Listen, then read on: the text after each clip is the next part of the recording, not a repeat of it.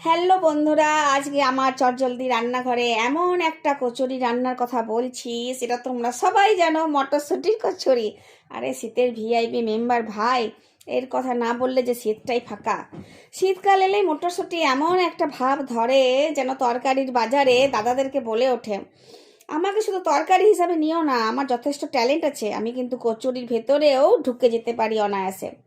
তো এই কচুরিটা বানানোর সময় ওই যে ঘরে একটা ঝাঁঝ হলো না, বেশ মশলার ঝাঁঝ, লঙ্কার ঝাঁঝ, আদার ঝাঁঝ, ঝালের ঝাঁঝ, আর তার সাথে খটখট খটখট একটা আওয়াজ, ওটা থেকে আশেপাশে সবাই জেনে যায় যে আজকে বাড়িতে আমাদের ডায়েট বাতিল।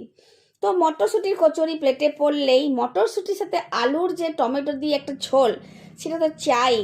আর তার সাথে চা আবার নিজের থেকে বলে ওঠে, আমাকে নাও আমাকে নাও, যদিও আমরা নিই বড় অম্বলের ভয় গো, অম্বলের ভয়ে আর নিই।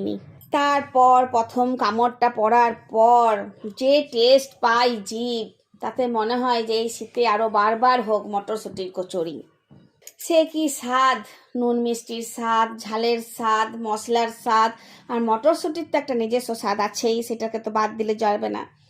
তাহলে এই কামড়টা নেওয়ার পরেই ওই যে একটা কথাই বলি না আমরা, আহা কি খেতে লাগলো, এটা কিন্তু আসলে গুগলের রিভিউ নয়, এটা হচ্ছে আমি যে খাঁটি বাঙালি আর শীত ভর্তি মটরশুঁটির কচুরি খেয়েছি তার রিভিউ। এই কচুরি এমন এক খাবার যেটা খেতে খেতে আমরা সবাই ভেবে নেব যে আরেকটা নেই, আজকে আর ডায়েটটা না মানলেও চলবে, কাল থেকেই আবার শুরু করব।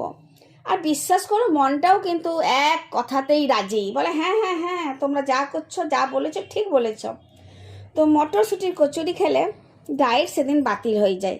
এই কচুরি যদি সকালবেলার ব্রেকফাস্ট হয়, তাহলে এনার্জি তো থাকে পুরো দিনের, আর সুখটা শীতকাল শেষ হলেও বোধহয় থেকে যায়। তো চলো, শীতকাল মানে খাওয়া দাওয়া, রোদ কম্বল, এটা যারা ভেবে নিয়েছ, তাহলে তারা চটপট মটরশুঁটির কচুরি করে খাও। আমি জানি তোমাদের ঘরে মটরশুঁটির কচুরি হয়ে গেছে, আমার ঘরেই আজকে হলো। মটরশুঁটির কচুরি ছাড়া কিন্তু এই শীত অসম্পূর্ণ। ভিডিওটা ভালো লাগলে লাইক মারুন, কমেন্টে লিখুন আরেকটা কচুরি প্লিজ, আর সাবস্ক্রাইব না করলে কিন্তু কচুরি ঠান্ডা হয়ে যাবে, তাহলে কিন্তু মুশকিল।